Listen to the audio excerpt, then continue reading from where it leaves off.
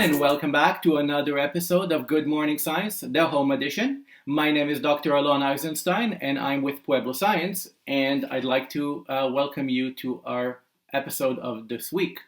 If you are a returning viewer, welcome back. If you are a brand new viewer, thank you for joining us. I'd like to remind you that we have all the previously recorded episodes on our YouTube channel, and if you click subscribe, either here or there, and click on the bell icon, you will be notified whenever we upload a brand new episode to our YouTube channel. You can also find us on our Facebook page, TikTok channel, and Twitter and LinkedIn to be alerted of other activities that we engage in throughout the year. Now, if you are a brand new viewer and you've never heard of Pueblo Science before, let me start by giving you a very quick introduction of who we are.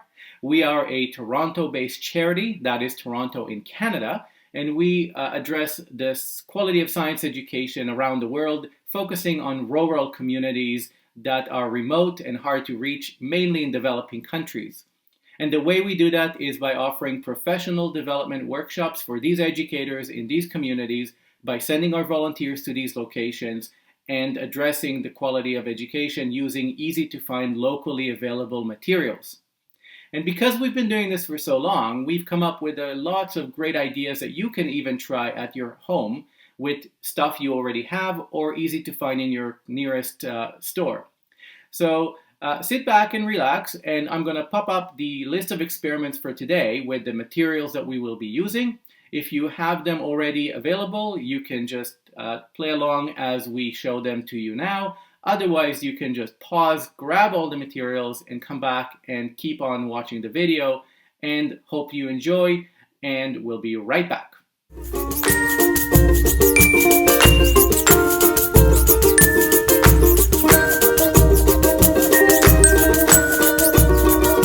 Welcome back. I hope you had time to grab all the materials that we're going to use for today's experiments. And the first experiment, I'm going to ask Bipasha, who you've seen in previous episodes, to help me demonstrate that activity. She will be using food coloring, she will be using milk, a bowl, and a Q-tip with some dish soap. So if you need to grab any of these materials, please do so, and I will hand it over to Bipasha. After we return, I will show you a few more experiments. The first one will then be using some paper towels, a few glasses, and water. I will also be using food coloring myself. And then for the very last experiment, we're going to play with fire. Word of caution, we are not really playing. We're going to be using safety procedures and do it very carefully. But we will be using matches and some strong magnets. So, without any further ado, Bipasha, here's to you. Hi everyone, it's good to see you again. And today I'm back with another experiment involving food, and this time we have some milk. And I'm sure a lot of you like milk. Some of you, maybe like me, don't like milk, especially when we're younger. But milk is really important for you. It keeps your bones and your teeth healthy and strong. It's important that we get some milk in our diets as often as we can. Now, from our previous experiments, you may remember that we did some art with M&Ms, and we did some art with dry erase markers, and we tried to make our drawings come to life. I hope you guys were successful with that experiment. And today, we're going to make some art with milk. So, what we need for this experiment is, we need obviously some milk. We need some dish soap that I put in this little box here. We need some food coloring with which we're going to draw paint. Again, if you don't have food coloring, you could use just normal acrylic paints. And we need a earbud. The first thing we're going to do, as long as our milk is extremely still in our little bowl or plate or whatever you choose, we're going to gently drop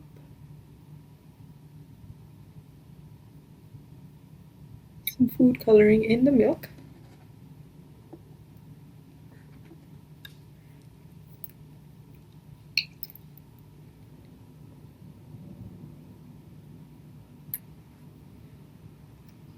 Got some bread, some yellow, some green, and some blue. You can choose as many colors as you want, as few colors as you want. You can mix the colors around. It's your wish. It's your art. Then what we're going to do is we're going to take some of our dish soap and we're going to just lather our earbud in the dish soap. So, spin it around. Cover it all up. Once we've done that, I'm going to take my earbud and I'm going to touch it to the surface of my milk with food coloring. Let's see what happens. Oh! Wow! Oh! And now, let's try something even cooler. Let's leave the earbud in for like 10 seconds. So, 10, 9, 8, 7, 6, 5, 4. Do you see how this red is just streaming out? Now, we can't see the other colors, probably because there wasn't enough of the dye for them, but let's say if I go here, you can just see that the green is streaming out, and then the yellow, the blue. Oh wow. Kind of reminds me of our M&M experiment where the colors were just mixing and spreading and very gorgeous. I love this. I could just do this all day long. Wow. Okay, I'm gonna try something. I am gonna get some more food coloring because this is just too exciting for me. I'm gonna get some more. I like yellow. I like how bright and sunny and happy yellow is. I'm gonna just pour a little bit more of yellow food coloring, and I'm gonna just dip my little earbud in. I am amazed. I'm so excited to show you guys this. Look at how beautiful. Just maybe not move it because I don't want to ruin the art. But look at how beautiful this is. Let's try just placing it in and just wow. It's like the colors don't like the earbud almost. They just like run away from them, but then form these beautiful, beautiful patterns. And as you can see, we've got the red and the blue mixing and making some purple. We've got, if I could get some red and yellow to mix. No, it's they're too far away, but let's see if I can get some red and yellow for you guys. But you guys know what red and yellow makes orange. So this was making some art. I imagine if we like dipped a piece of paper in it and like maybe, who knows, maybe the food coloring imprints onto the paper. You could try that if you wish. I'm not gonna do it. It might get a little messy. But now I'm gonna explain to you the science behind this milk art, because that's why we're here, right? To learn some science. So, as you might know, milk is made up of fat and water. And when we mix oil and water, what happens? They don't mix, right? They separate into different layers. So that's kind of what happens in milk as well. It's a colloidal solution made of fat and water, and it looks like one single solution, but the fat and water, they don't like each other. They try to stay away from each other. So when we add the food coloring to the surface of the milk, the food coloring floats on top of the fat. And then when we take our earbud dipped in soap, the soap does some really cool fat cleaning action. So as we know, dish soap is used to clean dishes, or our hand, like hand soap is used to clean our hands, etc. And why do we use soap? It's because soap has properties that are able to wash away oils. We can get rid of grease and grime with the help of soap. So what happens here is that when the soap touches the surface of the milk, the soap molecules are made up of a fat-loving part and a water-loving part. So when we add the soap to the milk, the fat-loving parts start interacting with the fat molecules in the milk, and the water-loving parts start interacting with the water part of the milk. And the fat part of the milk almost get trapped within the kind of cool structures that the soap forms to just grip onto the milk and then wash it away as if we were washing our clothes, right? So then what happens is that because of all this action that the soap has, and this fat attracting and fat removing action that the soap has, the food colorings that are sitting on the surface of the soap are affected by all this molecular movement. So that's why the food coloring starts moving around, because of the movement of the fat molecules. So, in summary, kind of got a little complicated there, but in summary, milk is made of fat and water. When we add soap, the fat-loving part interacts with the fat in the milk, and the water-loving part interacts with the water in the milk. And because of this movement of the fat molecules and the interaction with the soap, the food coloring sitting on top of the fat surface in the milk also starts moving around, and we see these beautiful colors and patterns forming because of the food color movement. So now let me show you what it looks like at the end. Kind of the color is starting to come back together, and let's see what happens if I dip maybe I'll take some more soap. Got some more soap here. If I dip this in, oh, now if you noticed, it took a little bit longer. And that's because over time, all the soap molecules find a fat partner and they take up all the fat. So here I'm using 2% milk, but you could try with 1%, 2%, and whole milk and see what the difference is between the reaction time and how long the food coloring is able to move around. As I told you, the fat molecules are responsible for this movement, so maybe think about how much fat there is in the different kinds of milk. So I hope you guys enjoyed this experiment with milk art. I sure did. I'm going to spend a little bit of time just playing around with this milk. I thought it was extremely fun, and I hope you learned something about milk and about how soap interacts with fat and interacts with milk. I hope you had a great time, and now it's back to Alon with some more experiments for you. See you soon. Bye! Thank you very much, Bipasha. That looked absolutely amazing. It's really fun watching all these food colorings swirl around in the milk. And I used to do this with so many kids, and it's amazing every time. It looks different and just as spectacular. Now moving on to our next experiment. Again, we're still using food coloring. And here's what we're going to do. For this experiment, I'm going to use 3 cups. You can actually use more than 3 cups, but for this experiment, I'll just be using 3 to show you the gist of it. Feel free to use more or less as you see please, but you do need at least 2 to get it working. So I'm going to start off by filling 2 of these cups about halfway through with water. So here's halfway filled with water. I'm going to choose 2 colors.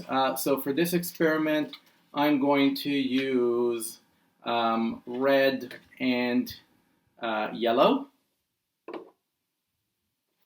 So here's red. I'm going to put lots and lots of drops of red so it's really nice and strong.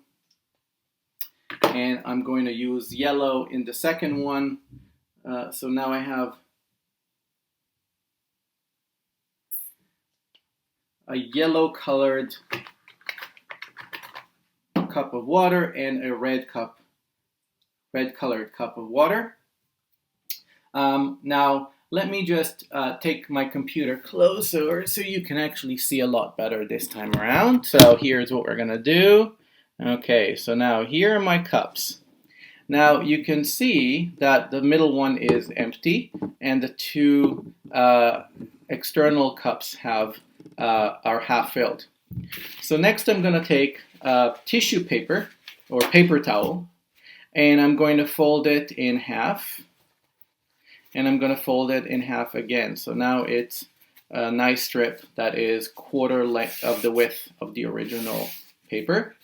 And I'm going to fold it in half lengthwise. So now it looks like a long strip like so. And I can open it up to create a pyramid.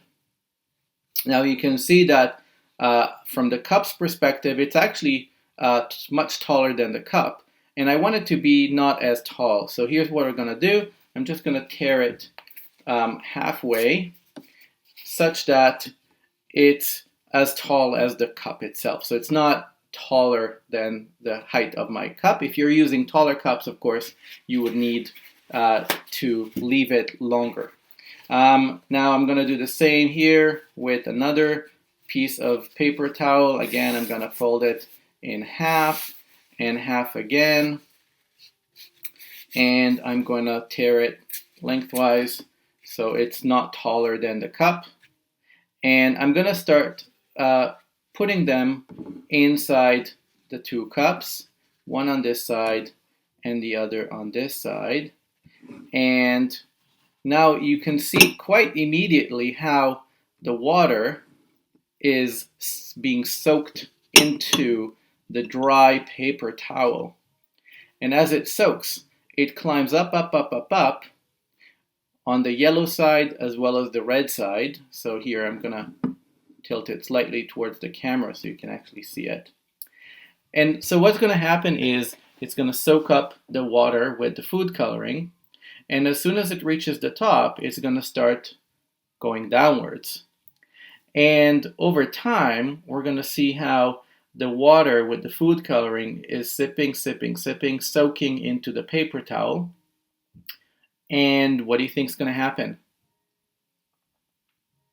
Well, let me just let this sit for a while and explain to you why the water is climbing up the paper towel so fast. So, paper towel is made of paper, and paper is made mainly of cellulose, which is plant-based. So cellulose is a long chain molecules, chemicals that make up the structure of plants, and it really likes water. Water is really attracted to it. So that's one thing that really attracts water. It really likes humidity, and it will soak up water really fast. But the other thing, which is interesting as well, is the fact that the cellulose fiber is packed so well, but there are many tiny pockets in between the cellulose. So it's very airy inside. And what that means is that they create tiny little channels of air, gaps, between the cellulose fiber inside the paper towel. And because of that, having the cellulose itself being attracted to water, so it pulls the water closer, and the fact that there are tiny channels, tubes, gaps between the cellulose within the paper towel, means that we get capillary action.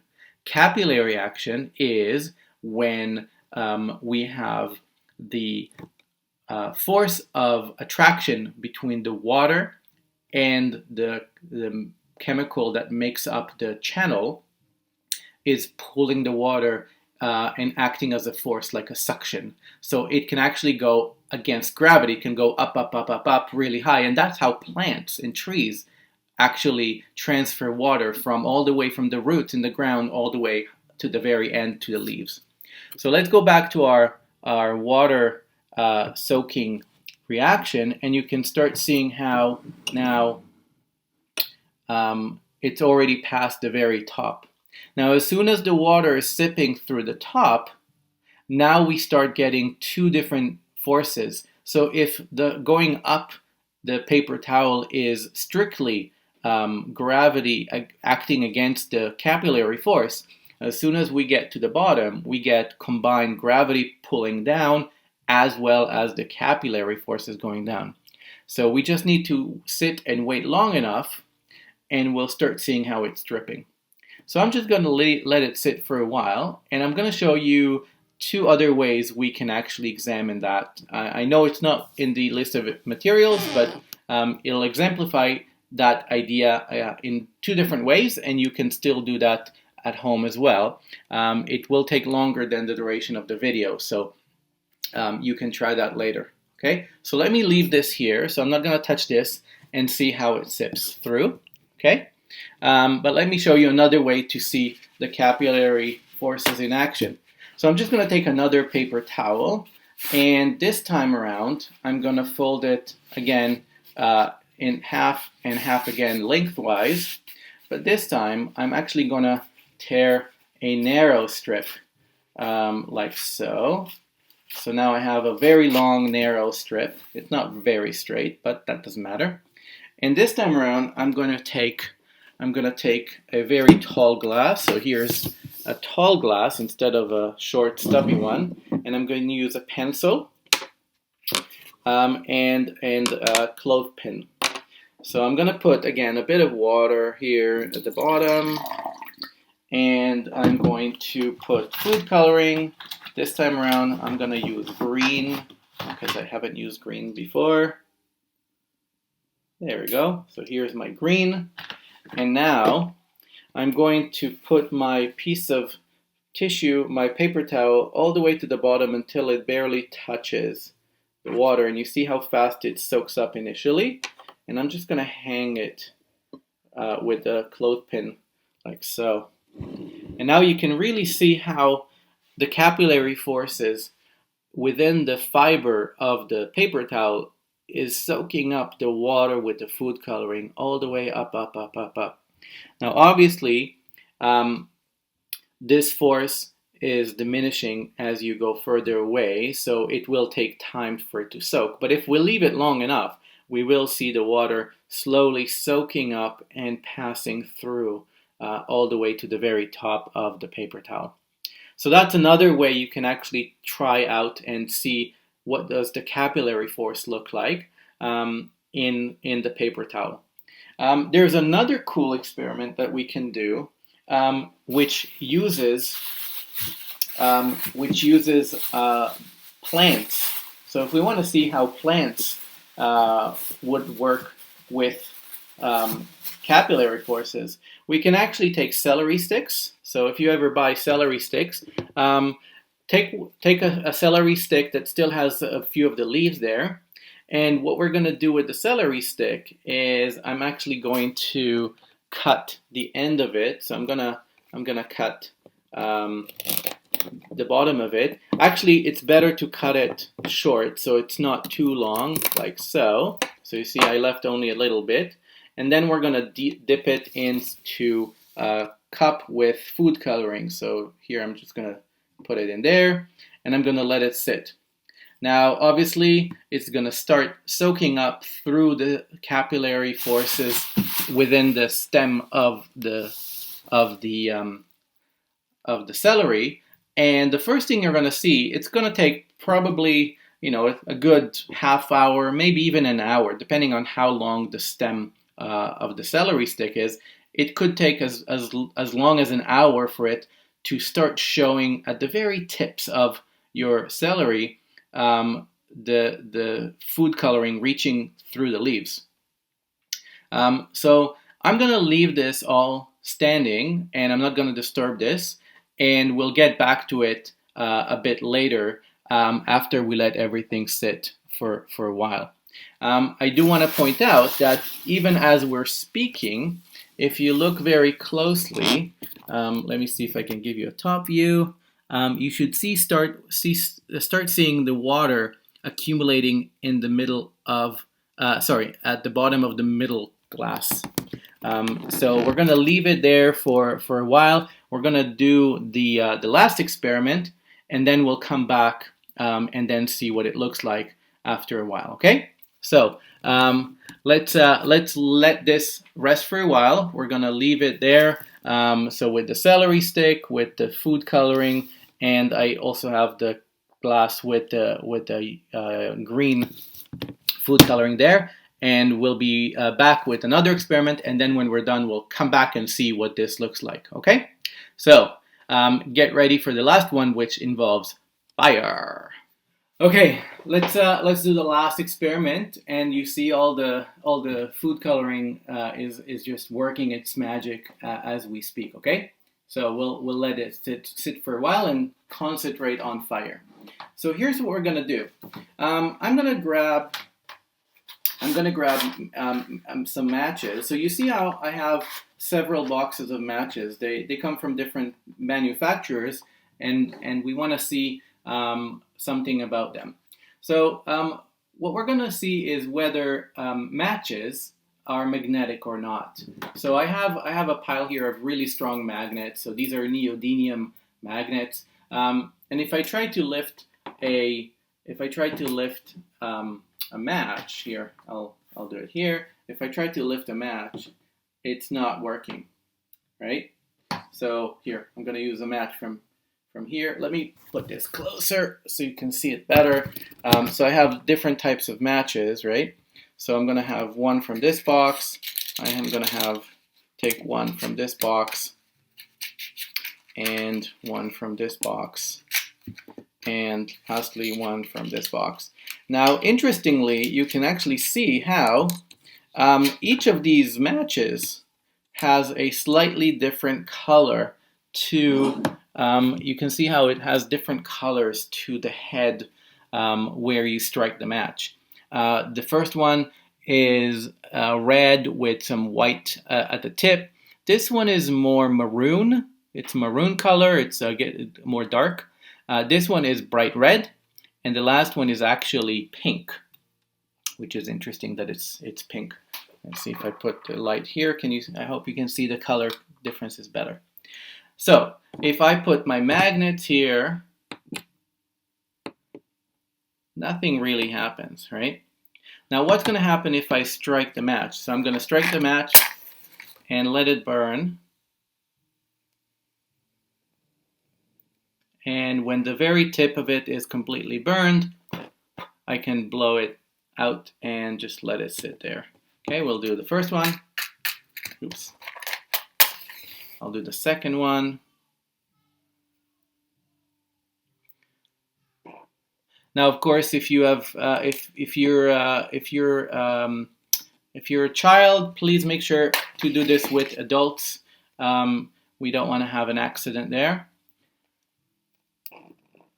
So make sure you have an adult with you to do this experiment to make sure it's safe. And you can see that we're not really creating a large fire, just a tiny bit at a time. Okay, so now I've burnt all these matches. Let's see what happens if I bring my magnets again. So I'll go from this side first, right? So this side, nothing really happens. This side, here, I'm gonna use this. So let's see. Nope.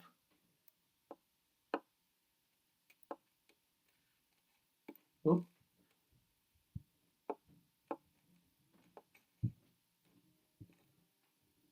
Nope. Nope.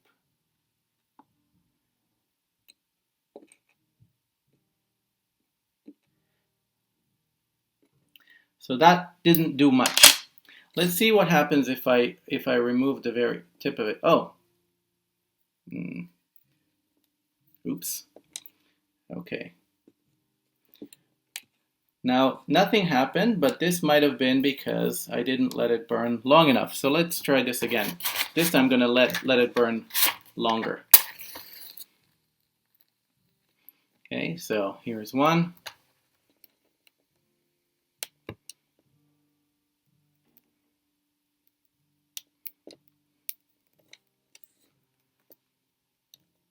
Really burning the very top of it as much as I can, until it's bright red. Oh, there we go. So this time I made sure that the very tip of it is bright, bright, bright red. Oop. Okay. So here, I'm gonna hold it like so and let it burn, and make sure that the very tip of it burns bright red before I blow it out.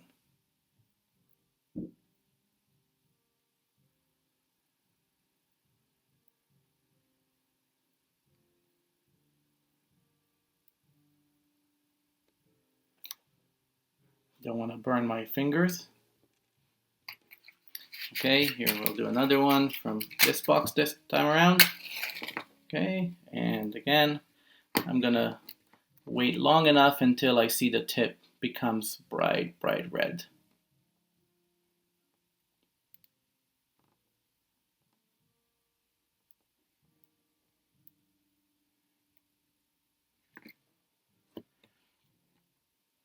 And last but not least,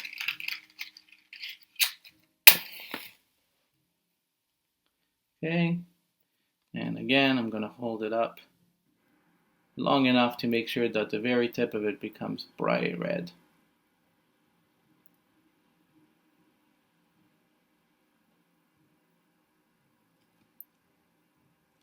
Okay. Okay, so now let's see if that made a difference.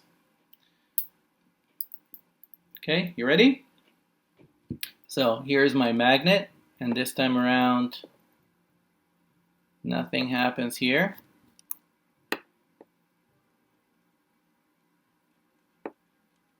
Oh, it seems to be sticking. Oh, look at that. Oop, that fell. But it did stick for a while. Let's see, what about this one? Nope. And last one. Nope. So let's go back. So all these didn't work.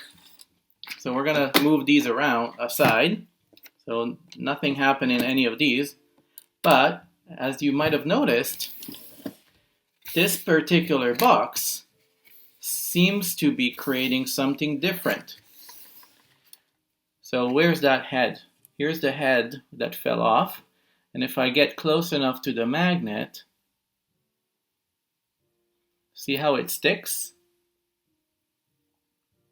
Let's see if I can get a few of them. So I'm gonna use, let's do 4 at a time this time around. Okay, so I'm gonna use 4 matches. Ready? Oop, here. So this time around I'm gonna use 4 matches. So what happened? Why is it? I'll burn again the first one that didn't work. So why is this? Why are these matches acting differently? So one of the telling signs is the color of the match. So because it's very dark maroon, it actually indicates that there is iron in the mixture that is used to light up the match. And what happens with iron is that when you actually oxidize it, when you burn it with such high temperature,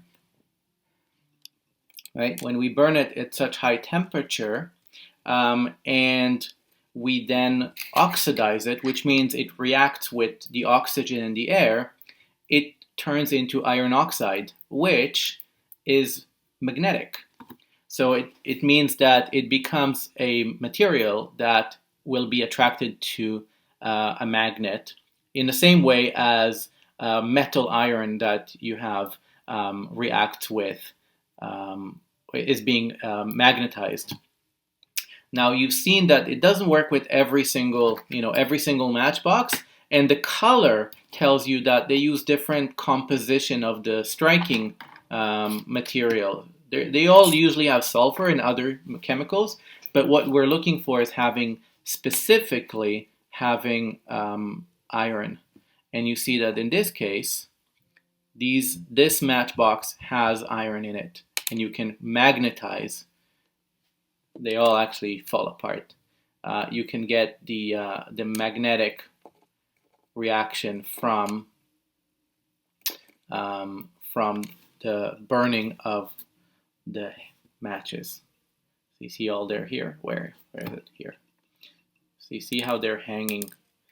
It's very weak, so they fall very easily. But still, the fact that it's being magnetic, or I can magnetize it, tells me that there's iron inside. Isn't that surprising?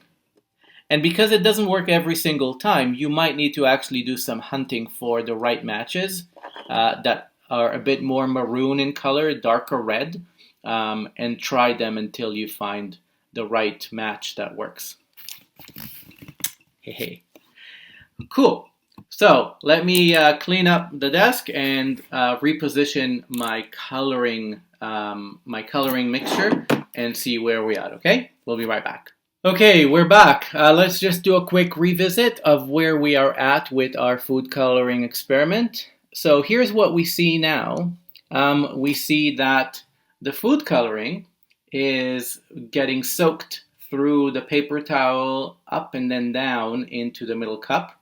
The yellow from one side and the red is from the other side. And look, the accumulated water, red and yellow, are mixed to create orange. What do you think would happen if we had yellow and blue? Or red and blue? Why don't you try that at home and show us in your pictures or videos that you can share on our Facebook page or on our Instagram what you actually got from your experiment. You can also see that the food coloring in the celery is still not really showing. So we'll wait a bit longer for it to see what this looks like. But you can see that the dripping is starting to show here. And if you pay really close attention, you'll see how it's dripping one drip at a time. Now what's happening here with the green? So let me move this closer. So here we actually see something interesting because you can see that, I don't know how well the color would look in the video on your screen, but you can see that the green is soaking up into the paper towel, and slowly you can see how green is more vividly seen as blue. So remember what happens when you mix blue and yellow, you get green. And it's clear from this experiment that the paper towel soaks up the blue color faster and better than the yellow. So the yellow color is somewhere down here, and the blue is racing faster, and we can actually see how blue separates out of the green color. And again, if I leave it longer, you'll see it ends up going higher and higher and higher. So you can already see that the capillary force in the paper towel is able to soak up the water with the food coloring past the height of the glass that we used before, and it will actually go higher and higher, which makes sense because we know capillary forces can go really high up, especially in trees.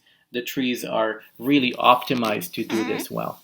Okay, so where are we at? I actually skipped a couple of minutes, probably close to half an hour since the last recording. And so now if you actually take a closer look, you can see that the level of the water here is much higher.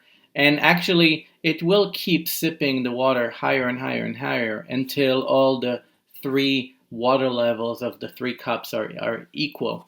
And then at that point, there's no gravity force that is pulling excess water from one cup to the other. So once the gravity is equal in all of these, there's no more force that will pass water from one to the other, and that will be the end of it. But you can still see very clearly how the red and the yellow both transferred through the paper towels to the center, creating the nice orangey color. I don't know if you can see that our celery stick is starting to show at the very edges. You can start seeing the red dots at the very tip. And now the longer we wait, the more vivid it will look. And actually, last night, I had one celery stick sitting the entire night, and look how it looks like right now. So you can really see how the entire leaves are colored in food coloring, in red food coloring. And you can see how the edges, the very tips, are the most reddish of them all. But if you sit long enough, it will actually color the leaves completely red or orangey in color, which is really beautiful. So it does take a while, so be patient. So once you have it in the water, just put it aside, forget about it, and revisit it the day after and see what it looks like. And you can, again, do this with multiple colors. You can try red, you can try blue, maybe green, although celery is green to start with. So that's not going to be that spectacular, would it be? Okay, and lastly, we can see again how the water level in the tall glass went even further up. And again, we can still see the blue, there's a yellowish hue here and the green at the bottom. Again, if we wait long enough, it will go all the way to the very top. So that's it for today, and I hope you enjoyed our experiments. We had milk color explosion with Bipasha. Then we set up this wicking water experiment with the paper towels. We lit up some matches and saw which one's been becoming magnetic or not. And that's it for me. So all the best. Stay safe. Stay healthy, and I hope to see you again in our next installment of Good Morning Science. Bye from now from Toronto. My name is Dr. Alon Eisenstein with Pueblo Science. Be well.